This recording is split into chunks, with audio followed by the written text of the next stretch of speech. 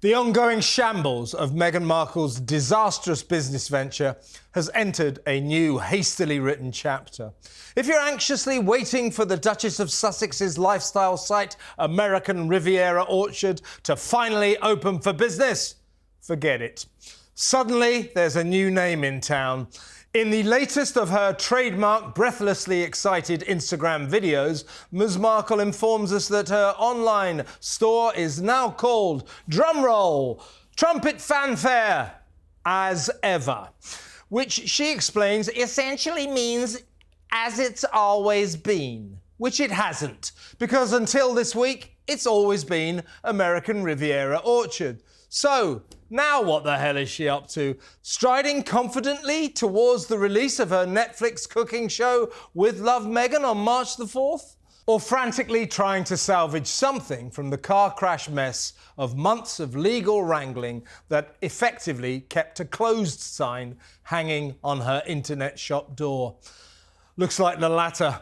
But already Calamity Meg's troubles are far from over. The mayor of Pereiras on the Spanish island of Mallorca is threatening to sue the difficult Duchess for allegedly copying the village's palm tree and two birds logo. And a New York clothing brand called, guess what, as ever, is also on the warpath. Meanwhile, branding experts have been stunned by the dramatic speed of Meg's rushed U-turn. One witheringly observed, "There are only so many relaunches you can do before you start to look ridiculous." But this isn't just any relaunch. It's a recycled hodgepodge of reworked American Riviera Orchard promotional footage that was leaked shortly before the Duchess outlined her latest hurried initiative in her confusing all change video. "It's recording," you can hear Harry saying as the camera rolls and Meg announces, "The cat's out of the bag. I'm shocked we've kept the secret for so long." Yeah, right.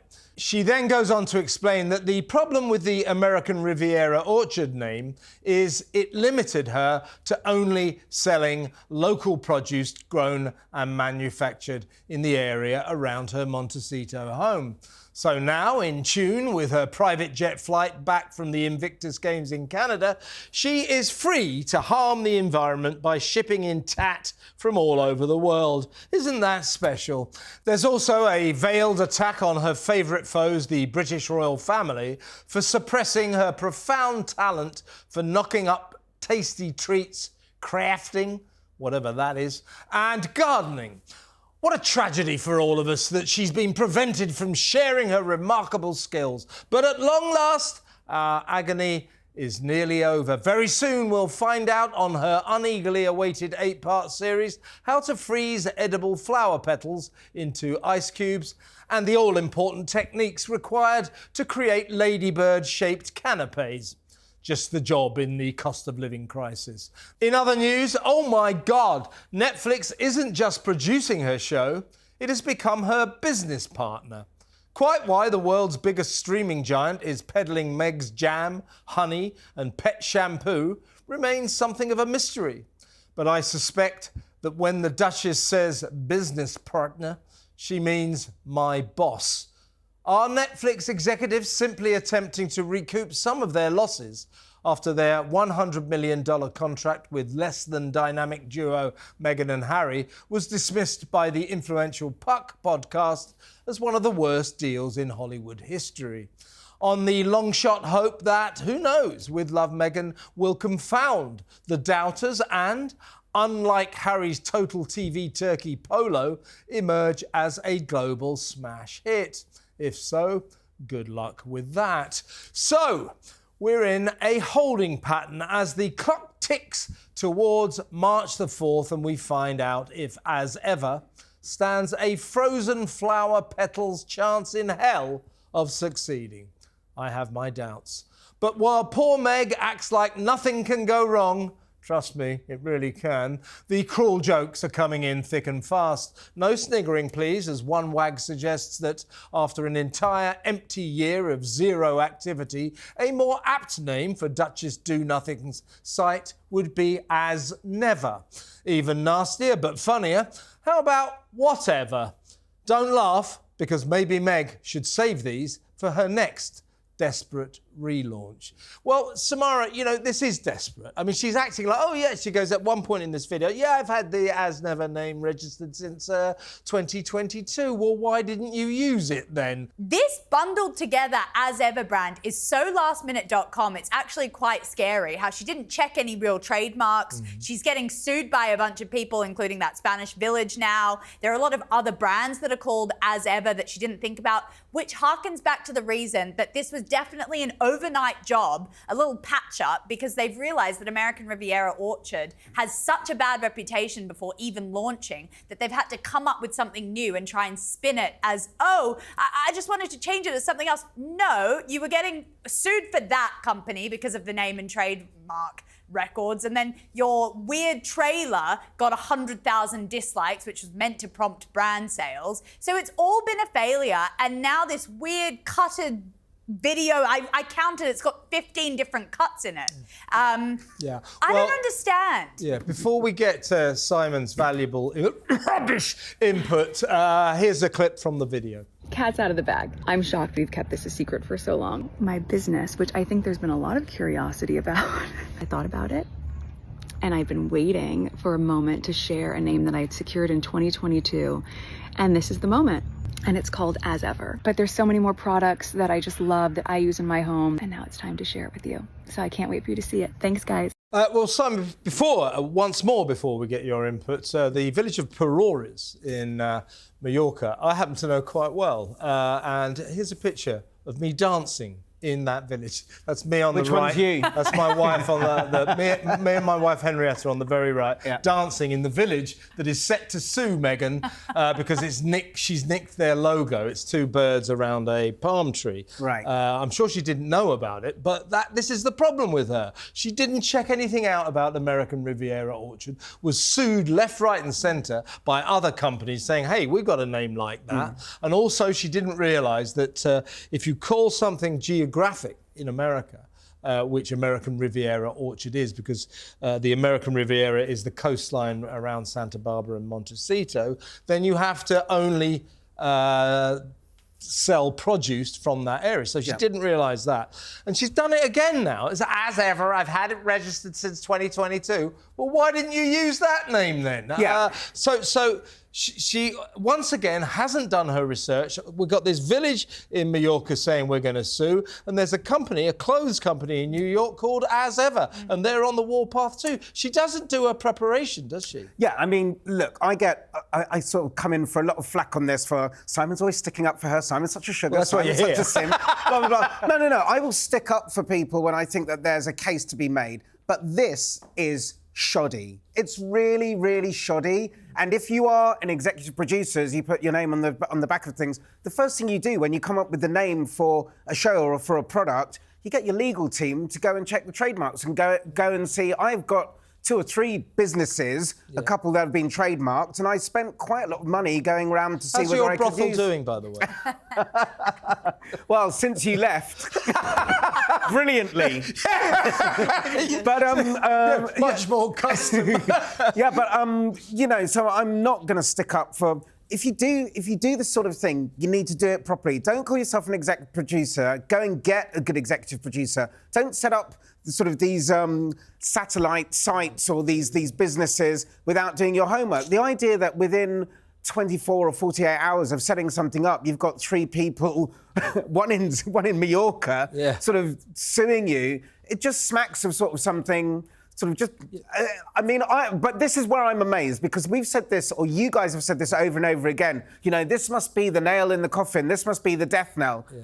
Netflix want to get into bed with her. Netflix want to partner up. They understand that the couple still have a brand that people are fascinated in and curious about and want to talk about. And that's something that they kind of need to be doing in a better way, I think. Well, I mean, I'm glad you agree with this, because Samara and I always said, and I talked to Kinsey Schofield a lot about this, she disagreed with me. I said, I'll tell you, and I've been saying it for you, I said, I will tell you that American Riviera Orchard will never happen. And modestly, I can now say, I was right. Yeah. But as I say, she doesn't prepare.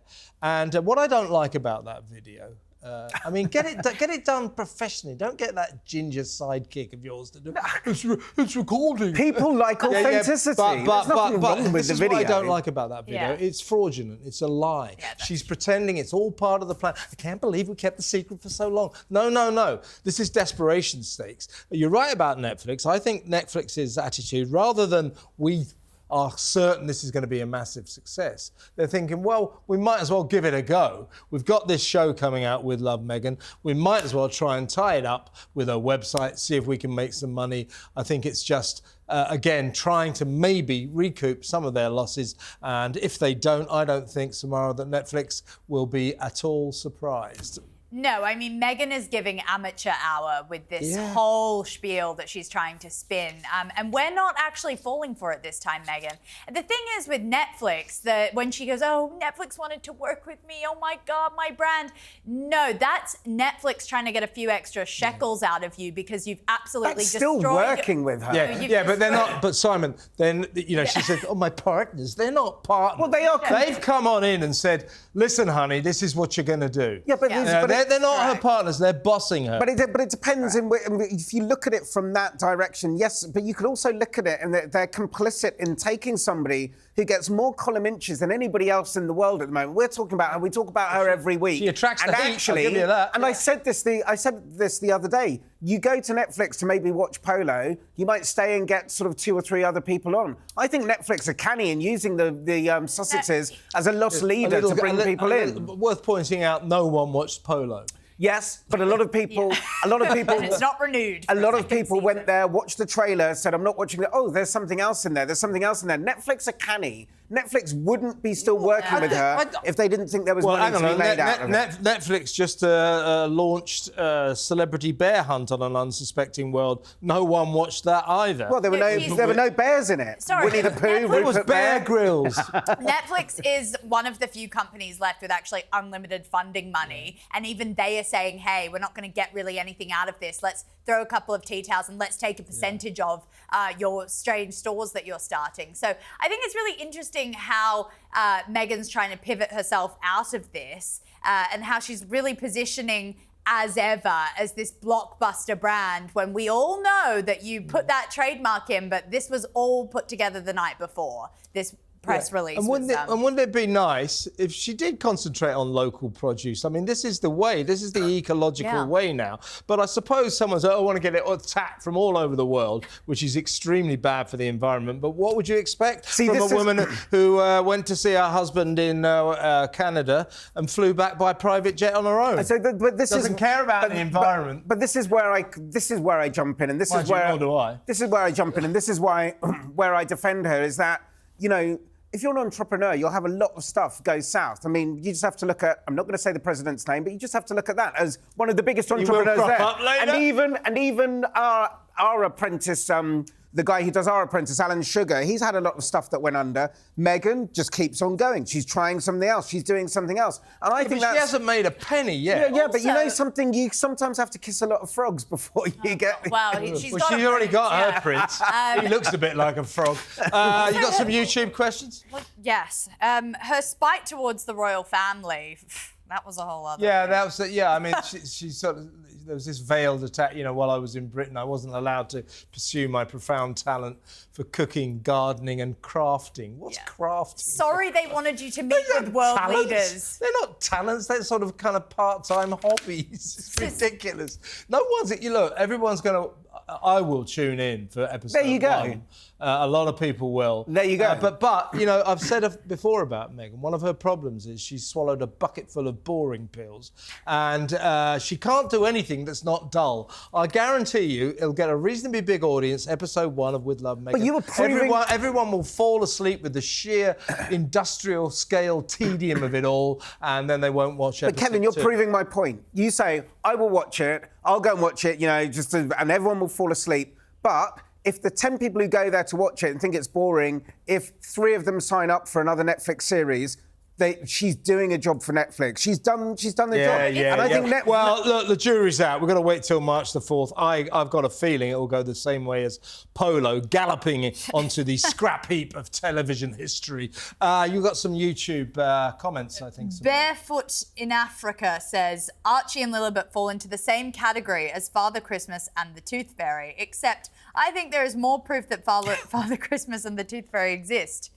A time will come when Harry and Meghan will actually have to prove the children exist. So either they'll have to purchase 2 children and pass them off as their own. Yeah. Well, this programme has already... Our policy is we accept that Archie and Lilibet don't exist, don't we? No, we don't. We do not throw... By the way, the bump, I think part of the video that she filmed, either that or some promotional material, actually features a picture with her running across the lawns, the grass of their Montecito mansion with Lilibet. You can't see her face, but it's the most we've ever seen of those 2 kids. Well, Has she just borrowed a kid? That's the point. No, she's actually put them in... Do you think they borrow those children for pictures? No, I don't. I think it's a ridiculous conspiracy So you theory. actually do think Archie and Lilibet I think Archie and Lilibet exist. I think it's just a ridiculous conspiracy theory. Well, you say that. More comments. By the way, there was an Instagram story this week that featured them cutting strawberries into love hearts. Oh, that's nice. Yeah, it was another culinary... Jesus Christ. Yeah, and it's quite interesting because that doesn't really look What like did I privacy. say? What did I say about swallowing a bucket full of boring pills? She can't do anything that's not dull. It's in her DNA. More comments, Samara. Bobby said, Meghan is so pathetic. Definitely has no self-confidence. She is always emulating Princess Catherine, like kissing Harry, resting her head on his shoulder. The only difference is that Prince William loves Catherine's affection, whereas Harry, on the other hand, gives off that angry look that is, get off me. Well, look, Simon, I'm no particular fan of Meghan, as you may have noticed. Really? But Okay. the one thing I will say, she doesn't lack self-confidence. She's an actress. Hey, they're all very much like that. Listen, I think it's sort of, there's a weird world where people feel, we love the comments that people come in on the show, but how does it affect people whether she is over affectionate to her husband or not? I just don't understand why it's something that people get riled up about. I've got no problem with her being affectionate with her husband. Just how real it is another issue. Yeah, but that's... But up in Canada... it was like excruciating, kissing him every 2 minutes. People are like that. People are in love. It wasn't about affection. That was about trying to create a blizzard of good publicity to try and drown out the backdrop of months and months of dreadful publicity about what a bully she is. And I said again... She's got a real cognitive dissonance between how she actually sees herself and what she is. That's the problem. She keeps failing and then moving on to the next. This whole failure with American Riviera Orchard reminds me of her first marriage. Oh, it's not working out. Let's just move on to the next. What was it? Didn't she dump him by text and send him back the wedding ring in an envelope? Correct. Yeah. So one more YouTube point. Sorry, just one thing though. All right then, Simon. In some of those comments, in some of those articles that we've read, including the Vanity Fair one, people have dished the dirt, say they're infatuated with one another. So that comes out of the sort of you're right about credible articles that have been written. So. I mean, whether we like it or not, there is some truth in the way I suppose someone's got to like them. Why not each other? That's about the end of it. One more comment. Kimberly said, Simon, we don't believe there is anything genuine with Harry and his wife when it comes to being in love, because it seems so forced, and they have PR people pushing this for her lifestyle show. They have lied too, and for much of us to believe anything they say or do, we shouldn't. Do you know when she wrote that short note or texted her former husband and said it's all over? Do you think that text began, "It's your lucky day"? Listen, that person's kind of calling me out by name and saying, I don't believe it, and this is all false, and this is all fake, and blah, blah, blah. You're entitled to your opinion. I happen to believe, and it seems to be backed up by the whistleblowers who've come out to say what they're really like, that it's true. And therefore, I don't really have a problem with them being over-affectionate. It's a bit teenage. We're talking about... He's got mummy issues. He'd latch on to anyone who gave him but we know why he's got mum. mummy issues. Yeah. Did you know his mum died? He doesn't like to talk about it. Yeah, and he's entitled to that as well. I do think in terms of their relationship, he never talks about anything else. Get over it. It was 30 years ago. No, you but deal anyway, with the death of your mum how you see I think fit. in terms of their relationship, there is an element of, us against the world. Just, I wonder why. Well, because they're both a couple of... Well, we better go to a bad ad. Golden sunshine hits the sky, greets the day as you walk on by. Set yourself up when you're on your way, and take on the day, take on the day. Take on the day the healthy way with Uncle Toby's Natural Muesli. Its balanced blend is rich in fibre, releases energy all through the morning and gives that great Uncle Toby's Natural Muesli taste. Set yourself up when you're on your way, and take on the day, take on the day. Were you raised on Uncle Toby's muesli? God, no. Well, that's the sort of thing you eat, because you're like a vegan. Yes, I'm like an undercover vegan. No, I have not. That looks like chaff, actually. That really doesn't look good. I mean... So you've never heard of Uncle Toby's muesli? No. Did you have Uncle Ben's in Who the hell is Uncle Ben? Let's go to some real ads.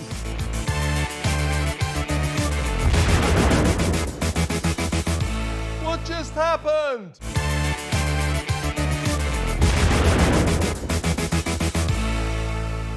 He's mad as hell. It's Kevin O'Sullivan. Welcome back to What Just Happened. Well, it's time for this. 3, 2, 1.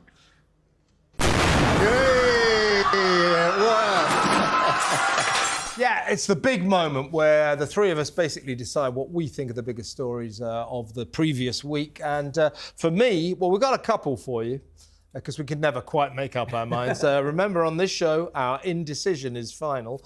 But seriously, we've got a couple. But for me, massive story, I thought, massive moment. The Vice President of the United States of America, JD Vance, addressing all these weak, woke, squabbling, loser EU leaders in Munich and giving them a right dressing down. Take a look at this. I believe there is nothing more urgent than mass migration. Today, almost 1 in 5 people living in this country moved here from abroad. That is, of course, an all-time high. It's a similar number, by the way, in the United States, also an all-time high. No voter on this continent went to the ballot box to open the floodgates to millions of unvetted immigrants. But you know what they did vote for? In England, they voted for Brexit, and agree or disagree, they voted for it.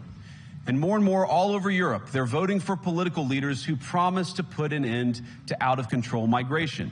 Well, he's got a point. And he also talked, Simon, of the enemy within, that the greatest threat to Europe was not perhaps Russia or bad actors like China, but the threat from within. And that is that these leaders, and Keir Starmer is one of them, they have staged these disgraceful assaults on freedom of expression, freedom of speech, in the name of some kind of wokery, or be kind, way too politically correct.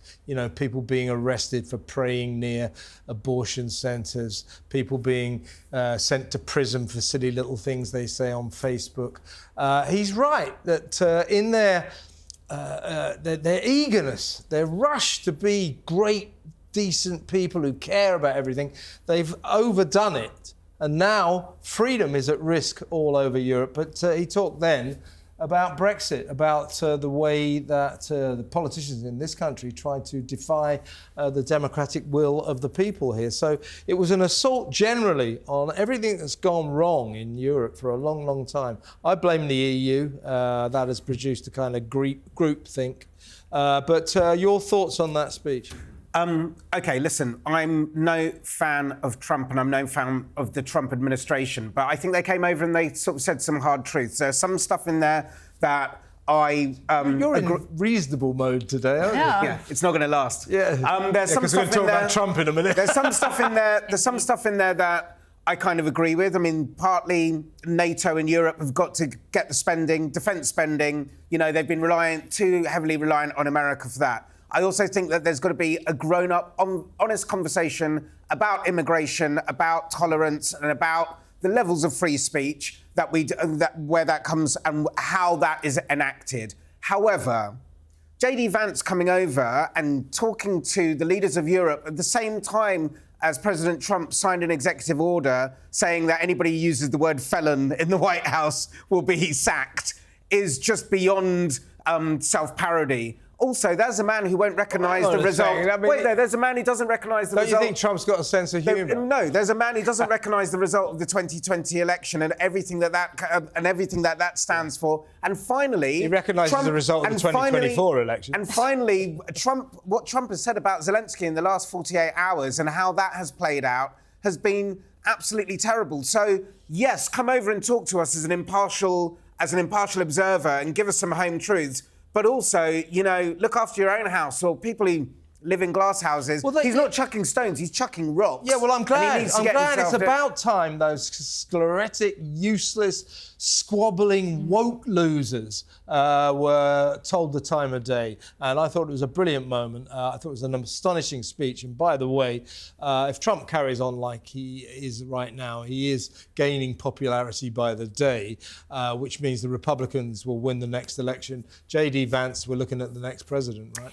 Yeah, JD Vance was basically giving a divorce letter to Europe, in my opinion. Yeah, I feel like this signifies a big changing point in how the US publicly views Europe. I want to say publicly because we've all been thinking it. Europe's been dying for the last decade. There's been countless books written about it. Douglas Murray, one of our own, The Strange Death of Europe, etc. And, there's lots of different pointers to say, only the fittest survives, Obama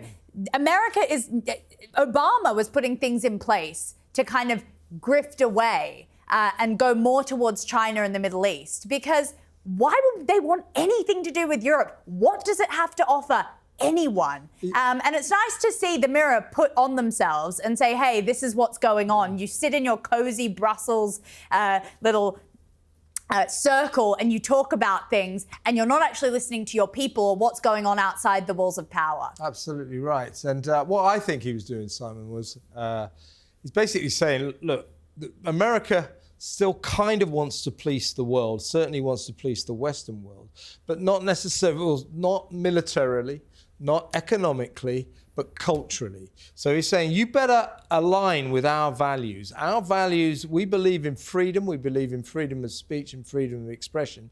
And you have been suppressing that now for at least a decade. Yes. But America is basically saying, we want you to behave in the way that we do. We don't want any more of this suppression. Listen, I don't mind. I mean, and obviously, as I say, there are some things in that speech, and I think it's good to have a wake-up call. Somebody coming in and having an honest conversation about, are we losing our values? So has the idea of woke, which I hate that phrase anyway, but has it gone too far and everything else? But as I say, as he was speaking, Donald Trump was signing an executive order saying you can't say the word felon. Now, let me finish on this, Kev. That's because Donald Trump's got a sense of humour. No, it's an executive order, it's like the same one as his plastic straw executive order. It's just because it's funny. No, but let me just go on to say as well, in terms of if America wants to be taken seriously, after the Minsk Accords... I think we take America seriously. After the Minsk Accords and everything that it has done to stand by Zelensky on one hand, and then to punish him 48 hours, to actually call him a dictator on the other, America... We'll come on to that. It's interesting. This America first and this kind of look at our values and everything else. But America needs to be an honourable player America needs to be exactly what it wants to be. America can do what it wants. It needs to keep its word. What it is saying is we are not going to be funding you, helping you anymore. You are kind of on your own. Correct. But we will still be a loyal friend to Britain and Europe. But you better align with our values because for the last decade or so, you've been destroying our values, like Biden did, destroying freedom of speech, freedom of expression, and that's basically what JD Vance was doing. And, let's get this straight. I mean, Donald Trump is a bright guy. He's not a stupid man. But JD Vance is the intellectual version of Donald Trump. JD Vance is a brilliant man, and if he does become president, he'll be a great But he president. did call Trump Hitler. He could have picked any dictator to kind of compare him to, and he picked Hitler. Yeah, because and at the time... and we say that Vance... You're disagreeing with him saying that? No, we're saying that Vance is intelligent and everything else. Vance is also an opportunist and is also... Vance is the American dream. Yeah. Okay. Literally come from... Okay, so really 1 minute... That's a good point. So one minute Trump is Hitler, the next minute he's in bed with him and they're bosom buddies. Yeah, well, that would be... suddenly Keir Starmer and David Lammy are best friends with Donald Trump. It's politics, Simon. It's politics. There's real politics. But I think Vance and Trump are a formidable duo. They really are, and they're proving it right now. You might not like what they're doing, but boy, oh boy, they're doing it. More questions, I think. Viewers' questions to me. I say more questions. Let's have the first viewer question, which I will answer with my customary brilliance. Indeed. Donald Trump has called Volodymyr Zelensky a dictator. Do you agree, Kevin? It's a contentious topic this week. Look, people are running away with what's going on right now, right? Look. I refer you to the art of the deal. Basically, I think Trump, at the moment, is basically he's softening up Putin, definitely. He's making Putin think, oh, I'm all on your side and very much against Zelensky. Whether or not that will be the final outcome, I think, is a very different matter. I mean, it's ridiculous the way people are going, oh, look at him, he's already sold out Ukraine. What? No, he hasn't. The war is still going on. Odessa was bombed to the other day. They're still bombing. There's the fights going on. We've had one day or a couple of days of very preliminary talks between the Americans and the Russians in Riyadh in Saudi, and that's it. And people are kind of acting as if Donald Trump's already done a deal. He hasn't, has he? So I just want to ask when we thought Ukraine was actually a functioning democracy in the first place, and when we didn't see it as a completely corrupt Eastern European country, which it has always been. I mean, just look at, the rounding error of the multiple billions of dollars that was found by the Pentagon to have been sent to Ukraine. They can't explain where half the money went for the funding of the war. Very concerning stuff. And America's really over funding this fight that, first of all, geographically, like we spoke about the divorce from Europe, they don't really have anything to do with. For us, it's 3 hours away. It's a little bit more concerning. But, they don't want to be funding something and giving money to a corrupt guy. And yet he kind of is a dictator. Well, he's not holding elections. And yes, that's during wartime, but still. I thought I was right wing. Okay, right. No, but look, I've got a lot of sympathy for Zelensky and Ukraine. And in fairness, when Britain was at war, World War, we didn't have elections. Countries that go to war tend to postpone elections because, unity, solid single purpose is what countries at war have to have. So I think it's slightly unfair to attack him for not holding elections. Okay, and we have to take... he's a comedian who's turning tricks for Europe. Moderately successful. Okay. So I don't believe he's a dictator, but what I think Trump is doing is laying the groundwork for some compromise down the line. Listen. Trump's at the moment the biggest threat, or the two biggest existential threats to the West, or definitely to America, are China and Russia. If you fund this proxy war for Ukraine and take out the Russian army, as Biden and I think they were successfully doing, Putin can't do this. Putin can't do this. Ad infinitum. He's at some point. No, at some point with the sanctions and everything else, the idea that America was defeating the Russian army or dismantling the Russian army by funding Ukraine and making it weaker, it's getting rid of one of its big players, one of the big enemies that it faces. So why to stop doing that seems really weird. Look. But Trump didn't at any point, he didn't criticise Putin. Putin is a dictator, he's had his opponents killed and everything else. Zelensky has held... but you're acting like this is all a fait accompli. No, I'm not. Really early stages. I'm not acting it's a fait accompli. I'm saying it's very dangerous conversation. Here's the thing, though, Samara. Yeah. There's a couple of elements to all this. So all the European countries, we've been four square behind Ukraine. We've been in there. No, you haven't. You've just been giving them money and the odd weapon. We haven't, you know, if we were really, really back in Ukraine, we'd be over there fighting with them. So our support, Europe's and America's support of Ukraine has always been stylized. You know, we've never allowed it, we've never even sent jets into airspace above Ukraine. So it's a stylized kind of support. And if the rest of the countries don't go along with Trump's peace process, if there isn't peace, what Trump is going to say to Zelensky is, fine, OK, you want to carry on having a war? Go right ahead, but you don't get a single penny more from us, right? Totally. I mean, also the UK and Europe has sacrificed a lot by having their energy cut off and not getting that cheap energy from Russia that we were used to getting, therefore causing a massive cost of living crisis off the back of COVID. So we've sacrificed a lot for Ukraine. But I think now, and I don't want my comments to get misconstrued, we just want peace. But I do think that both Zelensky and Putin are two sides of the same coin. Yeah, well, as I say, I just think this is very early stages. No, you can't have peace at any cost. And the deal, nobody's talking... Yeah, but look, Simon... Wait there, Kevin, nobody's talking about... No, you're really dominating the proceedings. It's You're my asking show. me a question. You're just talking. The deal that the Trump administration went in there for 50-50 of all the precious metals and everything else before, with no guarantees, with no backstop. Well, that's all pretty dodgy. Yeah, but again, early stages. What's been signed? What deals have been done? Nothing. So I applaud all efforts to try to end this horrible conflict. So let's see how this plays out. I think Trump is playing mind games right now. You'll see him climb down. Is Putin a dictator? Well, yeah, of course he is. Yeah, is he a dictator, and is he kind of like yeah, but I don't want to spend all my country's money and weaponry attacking every person that I decide is a dictator. There are lots of dictators in the world. So Putin's just one of them. Well, anyway, now it's time for our next question. What do you got, Samara? What did you think of David Tennant mocking Donald Trump at the BAFTA Awards this week, Kev? Well, David Tennant, isn't it? You know, I mean, he's Mr. Woke. Let's have a look. A film about incredible architecture. In fact, it's the boldest architecture in film this year, apart from Donald Trump's hair in The Apprentice. Donald Trump, of course, he says he hasn't seen The Apprentice, because it's a 15, it's not on Nickelodeon. See?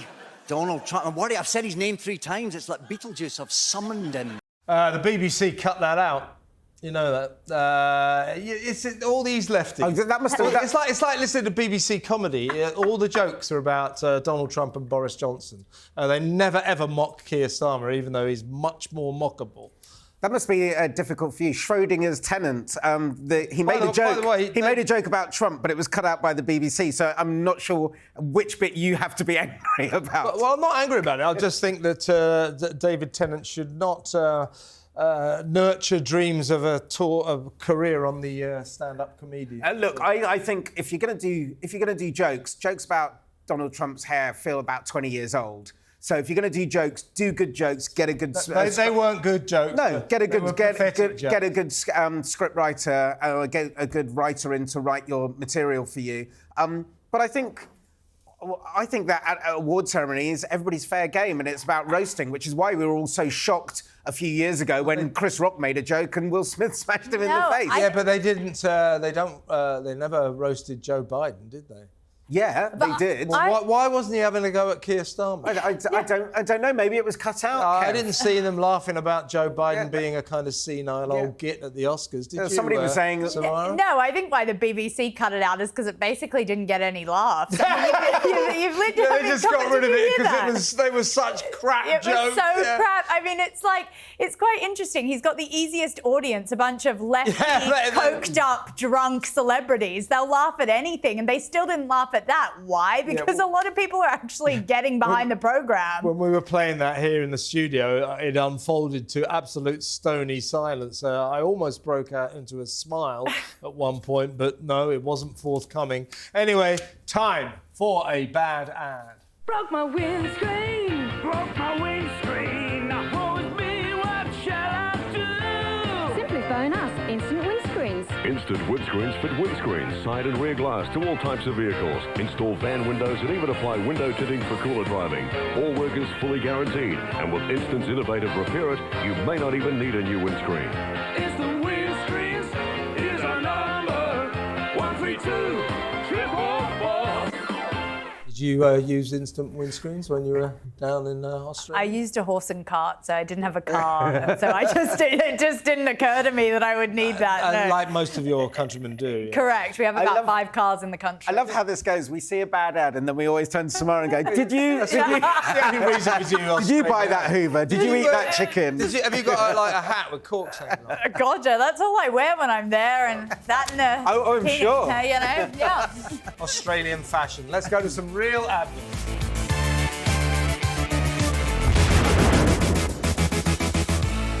What just happened?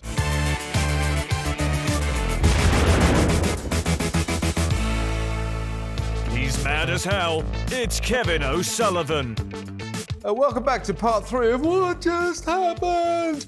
Time now for viewers' questions with Samara. What questions have you got, Samara? This week, Sadiq Khan has called Brexit a mistake. Do you agree? No, I don't actually. I was in two minds at the time. I wasn't like a kind of manic leaver. But I do the principle behind Brexit was good. Get ourselves out of that sclerotic Brussels club and forge our own future independently. The trouble is, ever since we made that vote, that democratic decision to leave the European Union, our politicians have been trying to get us back in, and it's become a bit of a mess. Simon? I think it was a massive mistake, and I think that's being sort of reflected in the polls, where people wish that they could... Never mind the polls. What about economically, politically? Where people wish we could go back. Economically, I think the fact that those polls... You're asking me now. Those are left-wing polls where the people... left-wing polls. They do. I think that Sadiq Khan is right, and I think that Brexit was a massive mistake. Another question. Yeah, on to more important things. What did you think of the new documentary about President Macron that suggests that Brigitte, his wife, is really Emmanuel Macron's dad? A friend of the show, Candace Owens, has some really compelling points. She's done her research.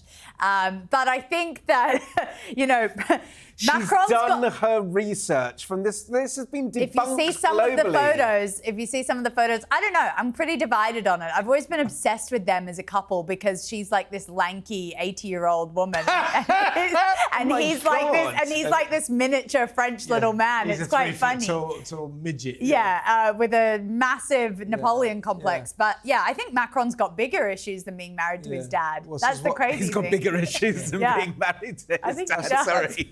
That would be such a huge issue. Yeah. What's bigger than being married to your dad? That's why the new Disney kind of film. ruined France. The new Disney film is called Snow White and the Six Dwarfs because the other one's in Paris running France. And we don't even use that word, little people. So I think that. Shut up! I think dwarves. It's a medical condition. Dwarfism is a medical condition. Yes, so we can use the word then, can't we? Listen, to go back. What do you suffer from? Little people listen. To go back to the original question. When you say we, you mean you.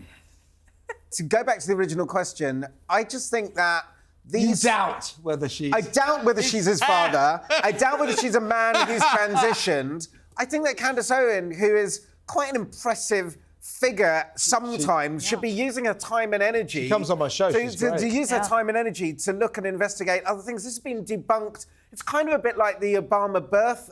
it's the Obama birthing... It's the Obama birthing thing. His brother.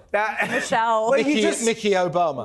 Just to keep on sort of looking into these kind of quite cruel conspiracy theories. It's just really horrible. I think it's really... That's what I like about it. That's what I like about it. Man, bit of nastiness. Well done, Candice. You and 20 million others. Exactly. Yeah, 20 million people have watched it. So it's hit the spot. So Brigitte Macron, no doubt about it. Bob Macron is her real name. She's Emmanuel's dad. Allegedly. That's another. So that is our policy on this show. It's not my policy. Along with the fact that Archie... I don't know which one my camera is. It is not my policy. It's our policy. We have collective responsibility. So we believe on this show, policy, this is our policy, Brigitte Macron is Emmanuel's dad, and Archie and Lilibet don't exist. We better go to some real ads.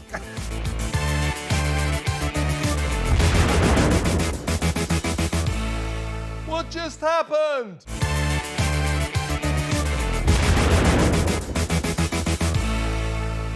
He's mad as hell, it's Kevin O'Sullivan.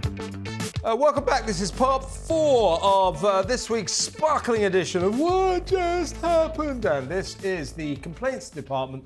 I'm expecting many complaints to come rushing in about our policies. The policies of this programme. Archie and Lilibet don't exist. Bridget Macron is Emmanuel Macron's dad. And Jesus Christ is just a fairy tale. But you might want to complain about all of that next week. But this week, what have we got, Samara? Ray Hill has said, I love the Punch and Judy show of Kevin and Simon. It's all... Punch and Judy show. I like that. Bagsy Punch.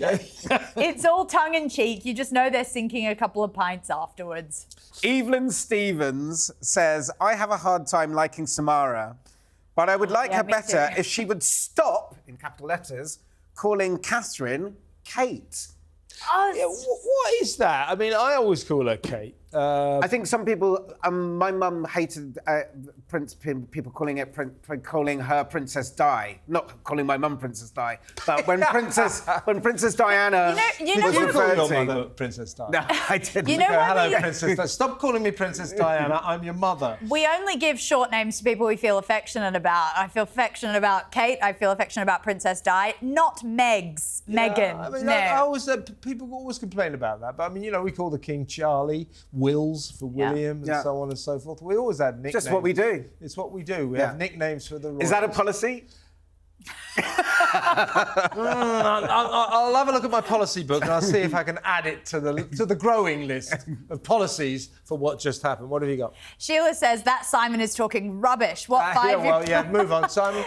No, go on. No, go on. What 5-year-old woman would even know, what 5-year-old would even know anything about landmines and to ask about them? Who's that from? That's from Sheila. Yeah, that is a good point. We discussed that last week. Yeah, it's very weird for a dad to start talking about landmines. What's weird? What's weird? A lot of people said it's very weird for a 5-year-old to talk about landmines, but if your dad hosts a games for amputees and those people are veterans, you might hear the word landmines said a lot more in that household than you would in others. So I don't think it's that way. I think he should have been more diplomatic. So when Archie said, why have all those guys only got one leg and one arm, he should have said, I don't know. Yeah, that could have been not passing that trauma on. Stella's handmaid says, Simon, shut up. You're no better than a Sussex Squad member. Those are fans of... The Sussex Squad are the fans of the handful of remaining fans of Harry and Meghan. You got one there, Samara? Fiona says, please pay Simon London more so that he can retire and spare us his unqualified, reality-denying contributions. If his acting as a straw man to the opposite side of the opinion, he is dumb as a brick and he has sold his soul to talkTV. That's my personal opinion. We've all done that. And that is from... That's from Fiona. Well, Fiona, she said, please pay Simon more. I think I could kind of sort of change that to please pay Simon anything. Yeah, Fiona, if we're going to get paid, we'd love that. And dumb as a brick. That's me. Dumb as a brick. Majid says, Simon is such a pain in the butt. He's beyond irritating. Beyond irritating. Yeah, you are, Samara. And Chris says, I thought we'd got rid of Simple Simon, yet here he is once again ruining the show. Yeah, you can't get rid of him. He went off to Thailand for a while. God knows what he was up to there, but he's come back a new man with a number of diseases. Sharon Smith says, and buckle up, folks. As usual with these videos, I sit down to listen to Kevin, but then that bloody irrational, deluded, argumentative Simon comes on, and I stop enjoying the video, get stressed at his stupid, irrational arguing, and turn the damn video off. I can't remember the last time I watched one of these videos to its entirety, or pressed the like button. I just can't get past the Simon bits ruining it all and stressing me out. His smug, arrogant smile, when he obviously doesn't know what he's talking about, makes it even worse. If Kevin said a tree trunk was brown, Simon would argue it was pink with purple spots. Exactly right. He's just tiresome and a waste of space on this show. Really good point, Sharon. Really good. Try and watch it all the way through, because whilst Simon's kind of boring and irritating, Samara and I are brilliantly entertaining. So we make up for Simon's many deficiencies. Time for a bad ad. You want it, we've got it. Let's get together at Glen Central. Let's get low prices. Let's get together at Glenorchy Central. The new Glenorchy Central Shopping Complex gives you 22 great stores right in the heart of Glenorchy. And next Wednesday sees the start of our mall madness. Hundreds of mad prices. So let's get together at Glenorchy Central. So the Glenorchy shopping mall is saving up for colour. It's going to have a colour advert next time. By the way, that bird, that looks like Meghan Markle's logo on As Ever. God, maybe they should sue as well. Maybe the village of Perores is suing at the Glenorchy shopping mall in Australia as well. The plot thickens, folks. That's about it for this spectacular episode of What Just Happened. Thank you very much for watching. Thank you, I think, to Simon, and thank you to Samara. We'll be back same time, same place next week. You better be there.